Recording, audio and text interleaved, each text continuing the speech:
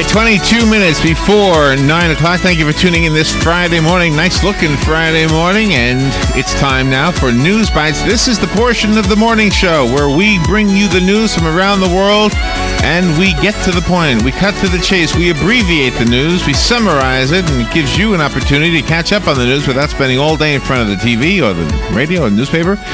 Good opportunity for you to catch up on the news. We'll try to squeeze as many in as we can during the segment. And each time we read a story, if we have the information that will enable you to know which news resource we got it from those that we subscribe to here at WOCA, The Source, you can then use that information to look up the story further on the internet. It's one of the cool conveniences of today's world. The first story I'm getting off of ABC News. One of the most powerful typhoons ever recorded began its assault on the Philippines this morning, bringing powerful winds that have knocked out power, downed trees, and killed at least 3 people so far. Typhoon Haiyan made landfall at 4:40 a.m. local time near Goyan, which I'm probably mispronouncing, on the Philippine island of Samar, about 405 miles southeast of the country's capital, Manila. Coastal areas devastated by the storm have been cut off from communication because of lost power, and the government cannot ascertain the number of casualties or how much damage has been sustained. The National Disaster Risk Reduction and Management Council issued that in a news release this morning. 7 first-class passengers gave up their seats recently so that 13 Marines returning from Afghanistan could sit together. A group of 13 Marines received a warm welcome at O'Hare International Airport in Chicago, where they were given a salute and an upgrade to first class. While sitting in the USO of Illinois lounge around 6 p.m. on Monday, American Airlines manager Linda Kozma, who works with the Veteran Military Employee Resources Group, learned that a group of 13 Marines making a 5-day trip home from Afghanistan would be passing through O'Hare bound for San Diego. A Marine's wife had called the USO, hoping that perhaps the organization could get the Marines some Chicago pizza or champagne upon arrival. With a limited window of time, Cosma and other volunteers scrambled to give the Marines a warm welcome. The city aviation department came in, firefighters and police. The fire truck sprayed arches of water over the arriving plane and a water cannon salute as it taxied. Then American Airlines personnel and others greeted the Marines when they came off of their flight from Baltimore, forming a corridor of applause. 7 passengers volunteered to give up their seats so that all service personnel could ride in first class to San Diego. The soldiers were very grateful and appreciative of all the effort taken on their behalf. God bless the soldiers. And the next story comes from the Washington Times. President Obama bowed yesterday evening to mounting criticism that he had misled the American people about the health care law, apologizing to people who were forced off of their health insurance plans by the Affordable Care Act, despite assurances from him. In an interview with NBC News, Mr. Obama said that he did not do enough to ensure that the law did not force the termination of insurance policies that people like because they do not meet the law's new coverage requirements. It means a lot to them, he said, and it's scary to them, and I am sorry that they, are finding themselves in this situation based on assurances they got from me.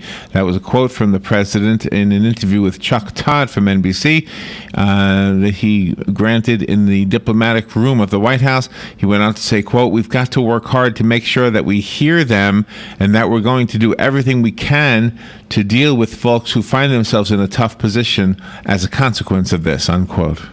This is a story out of Tallahassee. Florida's Supreme Court ruled yesterday that a woman has parental rights to a child born to and raised by her lesbian ex-partner.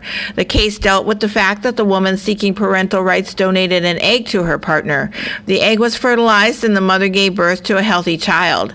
According to the case history, the couple reportedly had planned to raise the child together, but the relationship soured and the two of them broke up.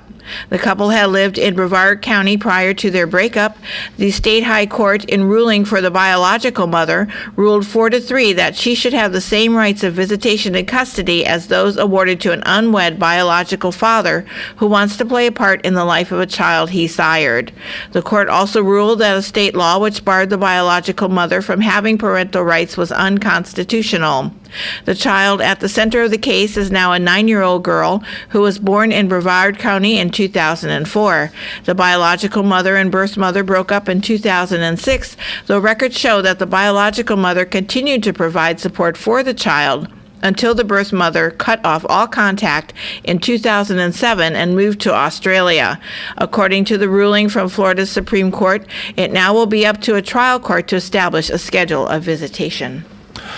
And this story is from Time. I guess just Time. Jedi, smugglers, and Wookiees of the world rejoice. Star Wars Episode 7 finally has an official release date, December 18th, 2015. We're very excited to share the official 2015 release date for Star Wars Episode 7, where it will not only anchor the popular holiday film-going season, but also ensure our extraordinary filmmaking team has the time needed to deliver a sensational picture. That's a quote from Alan Horn, chairman of the Walt Disney Studios, in a statement posted yesterday on the website StarWars.com. Episode 7 underwent a screenwriter switch-up last month, with the film's director J.J. Abrams and Lawrence Kasdan taking over for original writer Michael Arndt, most well known for his work on Toy Story 3, Little Miss Sunshine, and Little Miss Sunshine. Abrams told Deadline that the 2015 completion deadline had a role in the swap. Connie Lynn McAllister was 16 when she disappeared from her Wisconsin home 9 years ago, but she recently surfaced in Mexico, along with a husband and 3 children, and her thrilled family hopes to be reunited with her in time for Thanksgiving. The circumstances of her disappearance remain confusing, but McAllister's family just wants her to come home to Wausau. Her family is trying to raise money and complete documentation that would allow her to get back to Wisconsin by Thanksgiving. Connie McAllister, now 25, is the latest missing person to emerge years after a disappearance. And Weiss said the message the McAllister family wants to convey is never give up hope. McAllister was last seen in 2004 when she was 16. This is a quote. Connie told officers that in 2004 she left Wausau voluntarily with Freddie Ruiz, her then boyfriend, according to a statement by the Wausau police. The couple ended up at a party somewhere in either the Milwaukee or Chicago area, and there she thinks someone may have drugged her because she later awoke in Mexico. This is from the Bloomberg Report. The higher tax rates passed by Congress this year have some top U.S. earners seeking last-minute strategies to lower their tax bite as year-end calculations turn up unpleasant surprises. There are many, many high-income taxpayers now who are finding themselves facing tax rates in excess of 50%, according to Suzanne Scheer, a tax strategist and director of wealth planning at Chicago-based Northern Trust Corporation. That really gets their attention. High earners are seeking a combination of federal tax increases for 2013, a top marginal rate of 39.6%, up from 35%, a 20% tax on long-term capital gains and dividends, up from 15%, and a new 3.8% tax on investment income. Also, limits on exemptions and deductions are taking effect for this tax year. This is a story from the Jerusalem Post. World powers struggled to settle on the terms of an agreement with Iran yesterday as negotiations resumed in Geneva over the Islamic Republic's controversial nuclear program. The United States entered the second formal round of talks with Germany and fellow permanent members of the United Nations Security Council, France, the United Kingdom, Russia, and China, outlining the parameters of an interim deal with Iran that U.S. President Barack Obama would find acceptable. White House spokesman Jay Carney said yesterday that any sanctions relief on the table would be reversible and would be emphasized that it would only move forward if Iran offered concrete, verifiable measures in return.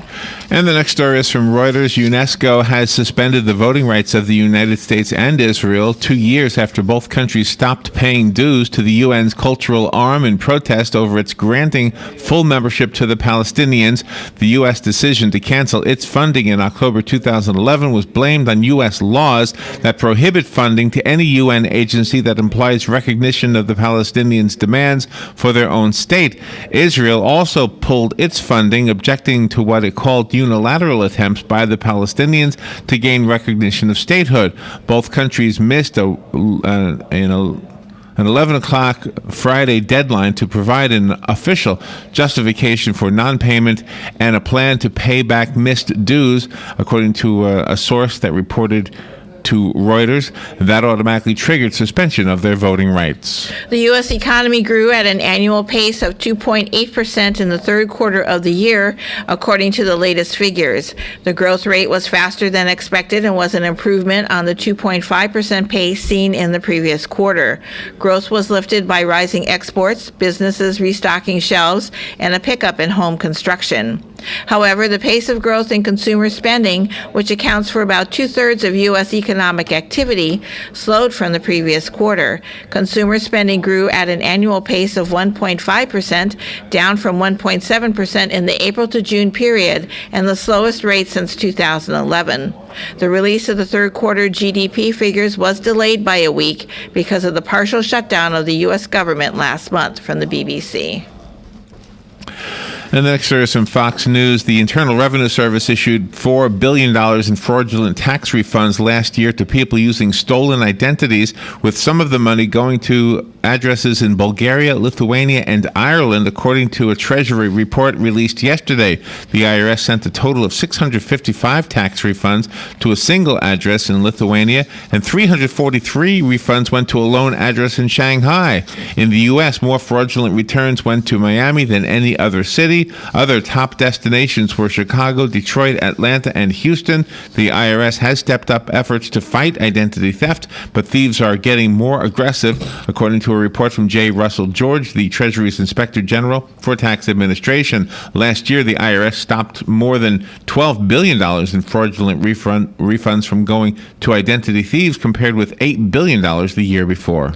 Veterans Affairs Secretary Eric Shinseki says he is temporarily suspending a program that requires disability claims processors to work at least 20 hours of overtime per month, and has helped drive down a massive backlog in requests for compensation.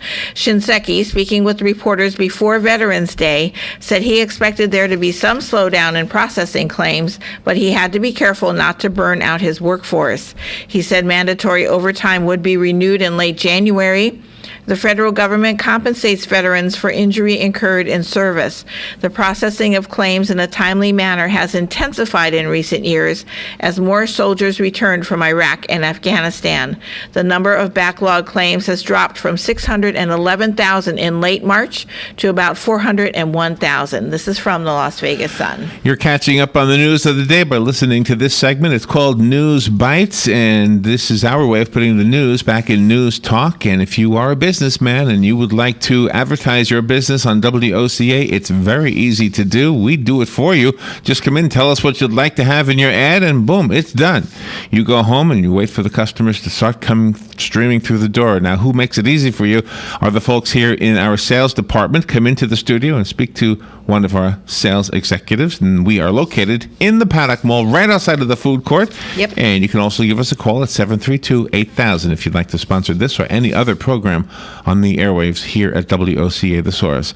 This next story is from the Associated Press. Police say a suicidal Pennsylvania man blew up his house after watching a TV show about the Hindenburg, the airship that exploded in 1937. 47-year-old Sean Landa is still recovering from his injuries in the October 12th blast that destroyed his Moon Township home about 10 miles west of Pittsburgh. Police yesterday charged him with arson and related crimes. They say in court papers that Landa confessed to breaking a natural gas line in his home, expecting that something would ignite while he took a nap. Police say the blast did not happen. Landa woke up and he ignited the gas when he lit a cigarette. Police say Landa was distraught over being unemployed and not having custody of his children. He told police of other recent suicide attempts as well. Toyota Motor Corporation said yesterday that it is recalling 33,000 cars, pickup trucks, and commercial vehicles worldwide to replace a defective part that may cause engine failure. Some of the recalled models are in Japan. Toyota spokesman John Hansen said about 4,000 four-cylinder Tacoma pickup trucks will be recalled in the United States. The vehicles, which were all built this year, have engine valve springs that may develop cracks and break break over time. This could lead to noisy, rough engine performance, and in some cases, the engine could stop while the vehicle is in motion.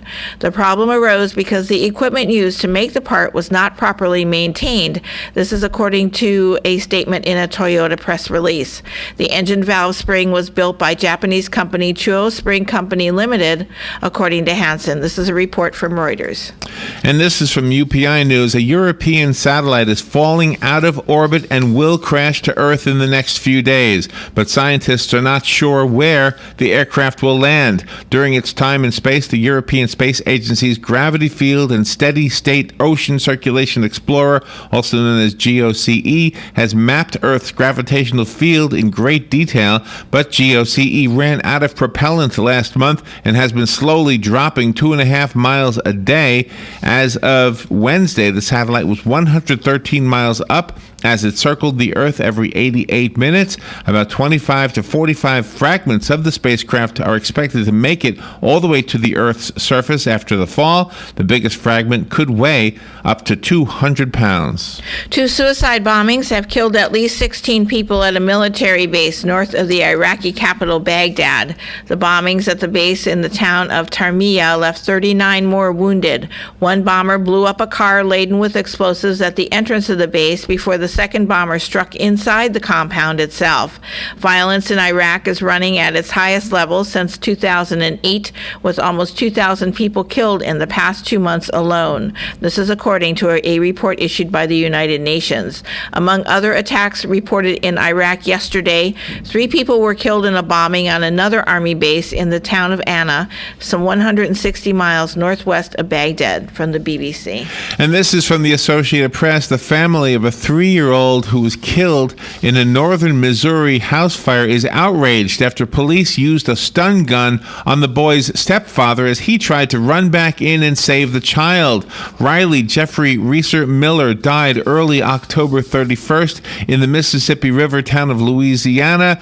A city police officer fired his stun gun at Ryan Miller, who is 31 years old, as he tried to re-enter his burning home, according to a city official. The house was destroyed. Lori Miller said she witnessed 2 officers use their stun guns on her son a total of 3 times. Twice after Ryan had been handcuffed.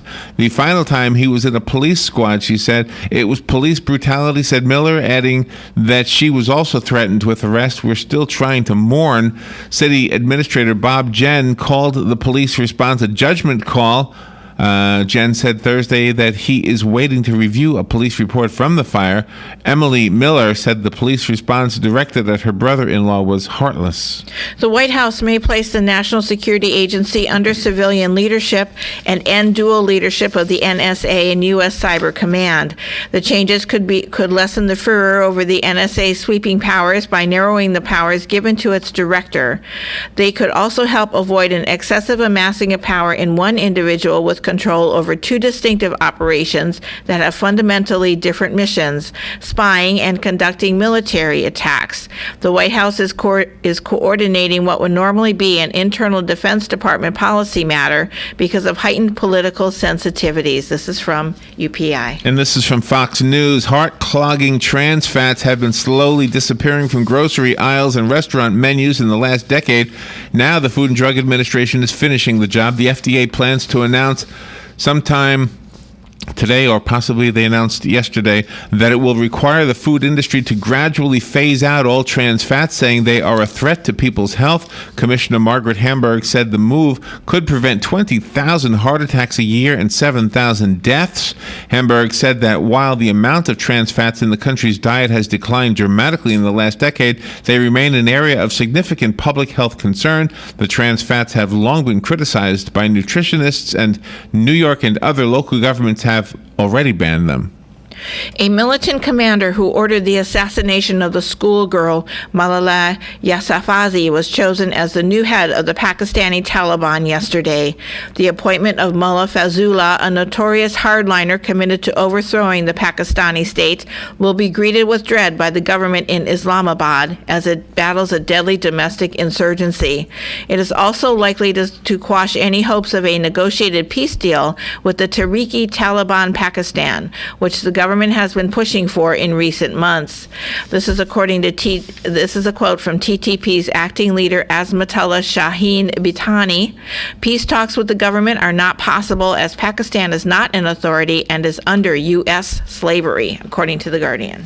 And the next story is from The Telegraph. In the United Kingdom, human rights campaigners are demanding a fresh, impartial investigation into allegations that American special forces were complicit in the killings of 18 men in Afghanistan. Earlier this year, President Hamid Karzai ordered U.S. special forces out of Wardak province amid local accusations they were engaged in harassing, torturing, and even murdering innocent people, according to a statement from his office at the time. Fresh details of the allegations have now emerged in Rolling Stone magazine.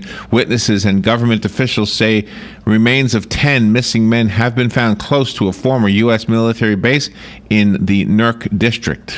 New data shows that reports of sexual assaults within the U.S. Armed Services have spiked dramatically, rising an unprecedented 46% during the last fiscal year, the Pentagon said yesterday. There were 3,553 sexual assault complaints from July 2012 through June of 2013, a sharp uptick from 2,434 reports during the same reported period the previous year. And the reports of sexual assault, which range from unwanted touching and groping to penetration, increased in all four branches of the armed forces and the National Guard. This is according to the Defense Department. While statistics for the full fiscal year are not yet available, the Defense Department received more reports of sexual assaults in the first 3 quarters of fiscal year 2013 than in the entire run of fiscal year 2012, reported by MSNBC. All right, you've just listened to a whole bunch of news in a little period of time. That's because that's what we do this time each morning on the weekdays. We take the stories from around the world and we shorten them, we abbreviate them, we get to the point, cut to the chase, and give you an opportunity to catch up on the neuse without spending all day in front of the TV. And we put the news back in News Talk by doing that. Robin, how many stories today? 24. 24 in about 22 minutes. Not bad. We'll take a little break right now. We do this each weekday morning. We'll take a break right now. Jim George is up next. We'll be right back.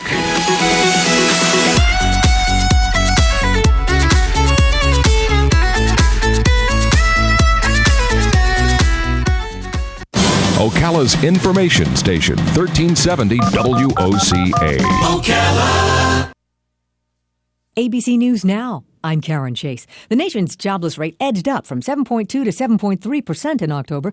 204,000 new jobs were created. 448,000 people were temporarily laid off during the government shutdown.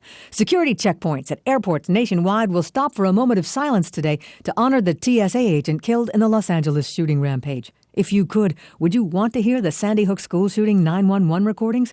A Connecticut prosecutor is asking a judge to block their release to protect the victim's privacy. President Obama is apologizing to those who lost insurance because of new Obamacare rules. A bipartisan proposal being drafted in the Senate might let them keep their coverage. Vice President Joe Biden, for the second time, called the wrong man when he tried to congratulate the mayor-elect of Boston, Marty Walsh. The third-place finisher in the race was Red Sox slugger David Ortiz, a write-in candidate. Today's Google Doodle is an interactive Rorschach test, inviting visitors to share what they see in the ink blots in honor of the 129th birthday of Herman Rorschach. This is ABC News. Geico has various discounts to help you save even more money on your car insurance. Good driver, multi-car, even a discount for being a good student, which is an incentive for your teenagers to get good grades. And if they get good grades, they might get a good job and possibly become rich. Then they could pay for your car insurance. What a brilliant idea. For a free rate quote, visit geico.com to see how much you could save. Geico. 15 minutes could save you 15% or more on car insurance. Tell us, what happened out there? I just had to keep driving forward. I knew the game plan, and I was rewarded because of it. What was the key play? Using my BP driver rewards card when I filled up to save on gas on the way to the game. Do you use regular... BP Driver Rewards. Become a member today and receive an instant 10-cent per gallon reward that you can use on your first fill-up. Sign up now at bpdriverrewards.com. Single use only. Reward is good for up to 20 gallons. Terms and conditions apply. See bpdriverrewards.com for details and participating locations. The weather is brought to you by myfwc.com. Life jackets save lives. Wear it, Florida. A mix of clouds and sunshine today and becoming breezy with a passing shower in spots, the high 72 to 77. And mostly cloudy tonight. There can be a shower. Lows ranging from 59 at a few woodland spots to 71 on the southeast beaches. Tomorrow, times of clouds and sunshine and breezy, high 76 to 80. Sunday, partly sunny, high 78 to 82. From the Florida Weather Center, I'm meteorologist Joe Lundberg. You're listening to WOCA News Talk 1370, Ocala's source for what's happening in today's hottest, up-to-date news and topics. Hi, I'm Leah Caruso with Strive Rehabilitation, inviting you to join me Thursday at 11 a.m. for Health Matters. Ocala Health and Strive have teamed up to bring you the latest information on good health services available to you right here at home. This vital information will help you make informed decisions about your health. So don't forget to join me here at 11 a.m. Thursday. It's news you can use from Ocala Health, Strive, and your friends here at WOCA.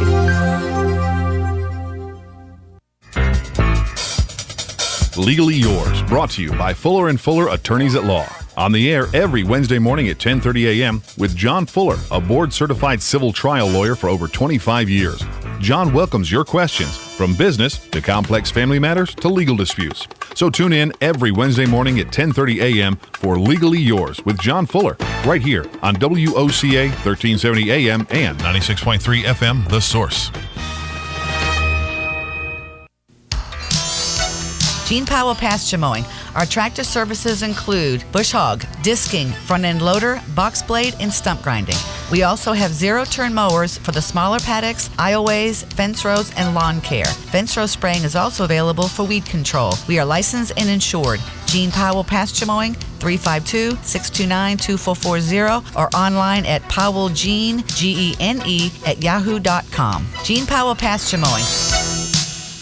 Habitat for Humanity of Marion County is a ministry dedicated to improving lives by providing affordable and decent housing. Help them help others by